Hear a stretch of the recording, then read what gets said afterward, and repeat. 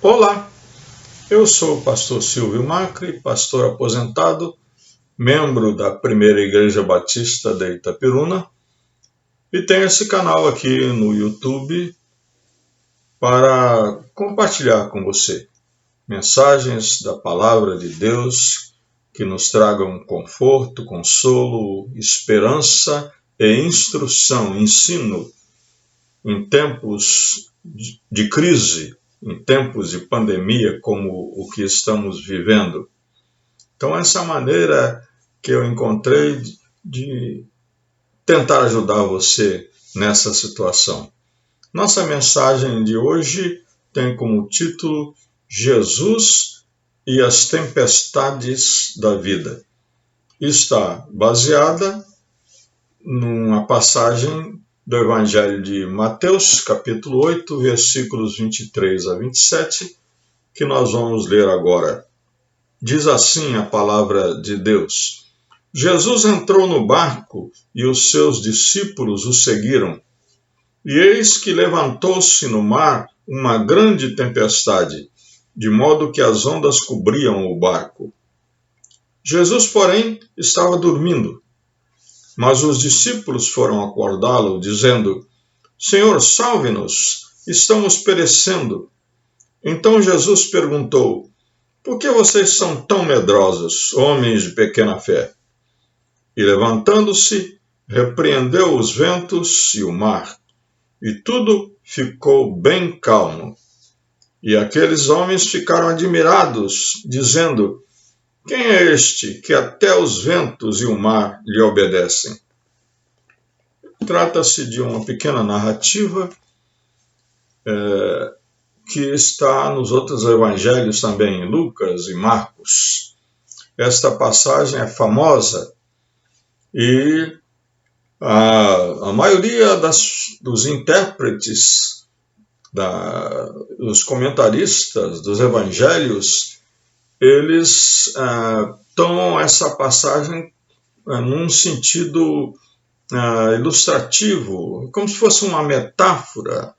Na verdade, a passagem não está querendo falar sobre uma tempestade no lago da Galileia, mas está querendo falar sobre as tempestades que nos assolam, as tormentas da nossa vida, e de como Jesus pode nos ajudar e nos salvar na hora em que nós estamos no meio da tormenta.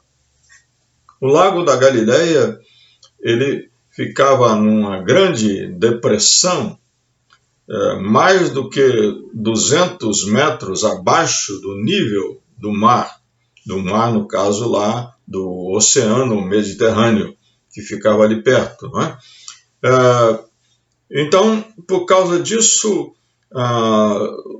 ventos que desciam lá das montanhas do Líbano ao longo daquele vale que se formava profundo, provocavam forças incríveis, forças poderosas que revolviam as ondas, levantavam ondas encapeladas naquele lago e provocando às vezes até mortes. Aqueles homens que estavam no barco com Jesus, e não eram todos os discípulos nessa ocasião, mas aqueles discípulos iniciais, nós sabemos que eles eram pescadores, Tiago e João, Pedro e André, Felipe, Natanael, pessoas que tinham passado a vida pescando, ganhando o seu pão, o seu sustento, eles eram já filhos de pescadores, então eles tinham passado a vida naquele lago, que era chamado também o Mar da Galileia. Mas essa tempestade para eles pareceu muito maior do que aquilo que eles já tinham enfrentado, por isso eles ficaram com medo. Jesus, cansado da sua lida na pregação, no ensino, na cura, ele tinha adormecido, havia uma almofada lá na popa do barco e ele se deitou ali e dormiu. Então eles foram acordar Jesus e apelar: Jesus, salve-nos. Um outro evangelho diz de outra maneira: diz, o Senhor não se importa que todos venhamos a morrer aqui, né, no meio dessa tempestade? E então Jesus, acordado, mandou que os ventos se acalmassem, que o mar se acalmasse, e tudo ficou, como diz o texto, bem calmo. E depois disso, falou para eles: por que vocês são tão medrosos? Por que vocês têm tanto medo? Por que vocês têm uma fé tão pequena? E os discípulos, admirados, perguntaram uns para os outros: quem é este que até os ventos e o mar lhe obedecem? Essa passagem tem algumas lições preciosas para nós com respeito às tempestades da vida, às tormentas que nós enfrentamos. Não é? A primeira delas é que as tempestades são para todos. Certamente que naquele lago da Galileia, naquele mar da Galileia, não estava só o barquinho em que Jesus estava. Né? Havia outros barcos ali e que foram também vítimas daquela tormenta. Porque quando vêm essas intempéries, vêm para todo mundo. Se um cristão mora do lado de um não cristão, quando vem a chuva, chove na casa do cristão e do não cristão. E se a rua encher, a água vai entrar na casa de um e na casa de outro. O que isso quer dizer para nós é que sofrimentos, problemas, dificuldades são coisas naturais, podemos dizer assim, intrínsecas, são de se esperar que venham sobre a vida humana.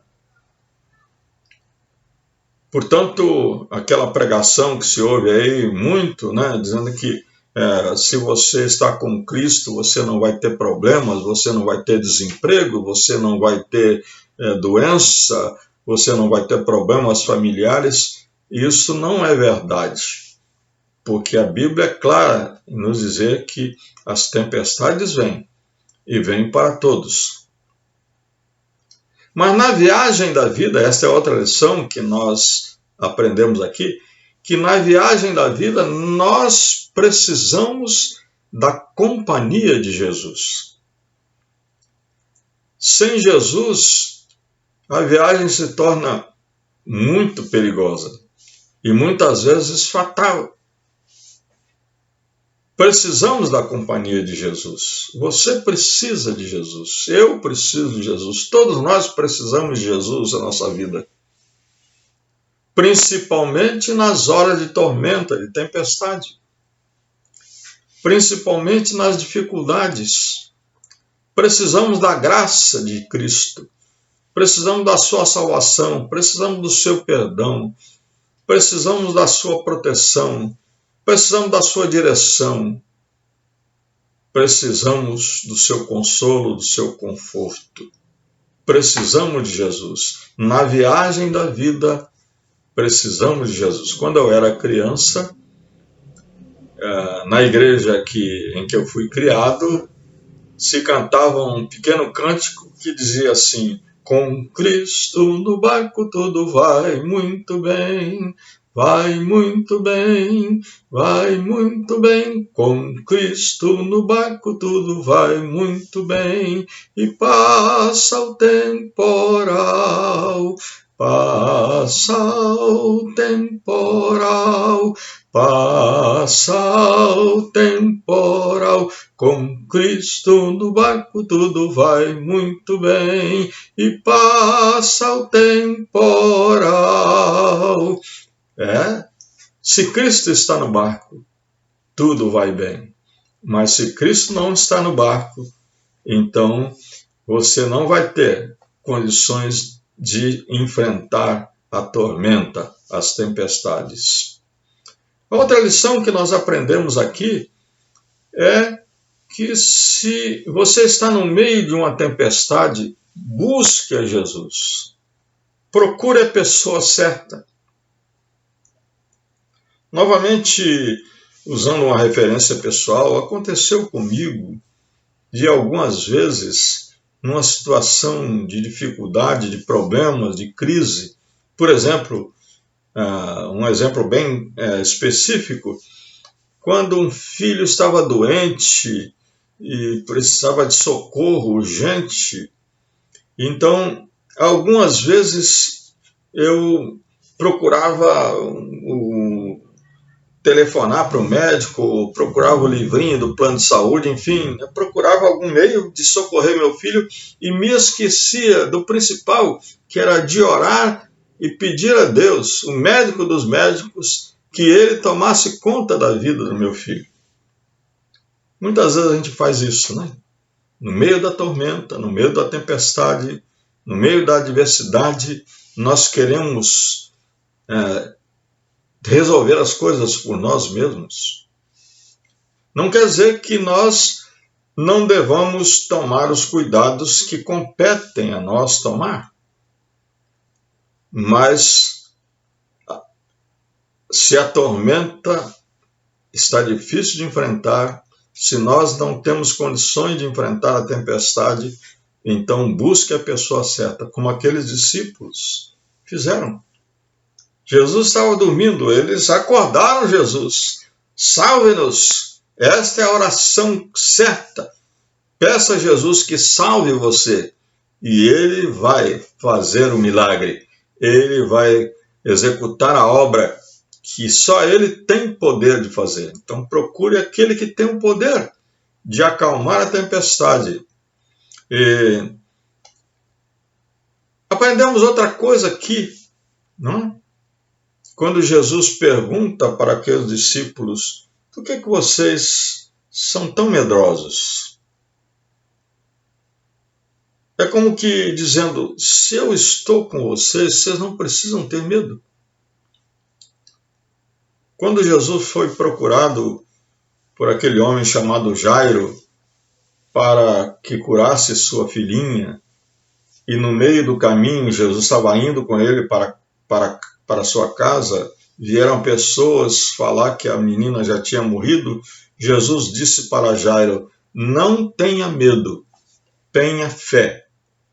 Essa é a palavra de Jesus. Se Jesus está conosco, não precisamos ter medo. Não é preciso ter medo se Jesus está em nossa companhia, se Jesus está no nosso barco. Mas eles tiveram medo. Tiveram medo e também não conheceram corretamente, verdadeiramente a Jesus. E é outra lição que nós aprendemos. Quando eles perguntam, quem é este? Evidencia que eles ainda não conheciam, de fato, quem era Jesus. E esta é uma outra lição que nós temos aqui, que a nossa fé, a sua fé, corresponde ao tamanho do nosso Deus, do seu Deus. Se o seu Deus é tão pequeno que ele não pode acalmar o vento nem o mar, então a sua fé também é muito pequena. E por isso você vai ter medo. Como assim, pastor? Então vou dar um exemplo. Muitas pessoas hoje, principalmente nesses tempos de pandemia, estão perdendo a sua fé porque não podem ir para um determinado lugar, um templo, um lugar de reunião, para ouvir uma determinada pessoa. porque o Deus deles é um Deus localizado, é um Deus que só atua naquele lugar. Eles não entendem que Deus é o Deus onisciente, onipresente, onipotente, que está em todos os lugares, que pode todas as coisas, que não está na dependência, sob o domínio de um determinado pregador, de um determinado missionário, profeta, apóstolo, seja lá o que for. Deus não é domesticado. Deus é o Deus que pode todas as coisas. E Jesus é o Filho de Deus. Ele disse, eu e o Pai somos um. Ele disse claramente que eu sou igual a Deus. A palavra de Deus diz que ele é da mesma essência de Deus. Jesus é a revelação completa e perfeita de Deus, o Pai, para nós. Então, Jesus não é um deusinho. Ele não está limitado por nada. Sua fé corresponde a esse Deus poderoso, que tem todo o poder, que tem todo o domínio, que pode fazer qualquer coisa, que pode acalmar qualquer tempestade, qualquer tormenta da sua vida? Ou você vai perguntar com os discípulos naquele barco, quem é este? Nas tempestades da vida, e elas virão com certeza para todo mundo, inclusive para você que é crente, você precisa ter Jesus na sua companhia. Você precisa estar na companhia de Jesus na viagem da vida. Jesus tem que estar no seu barco. E quando Jesus estiver no seu barco, não se acanhe de ir a Ele, buscar a Ele, pedir a Ele a sua graça, a sua salvação, que Ele faça a obra que precisa ser feita, que Ele acalme a tormenta, que Ele acalme a tempestade. E aí, então, se você tiver essa fé em Jesus, você não vai ter medo. Porque a sua fé será do tamanho do seu Deus. Que Deus nos abençoe.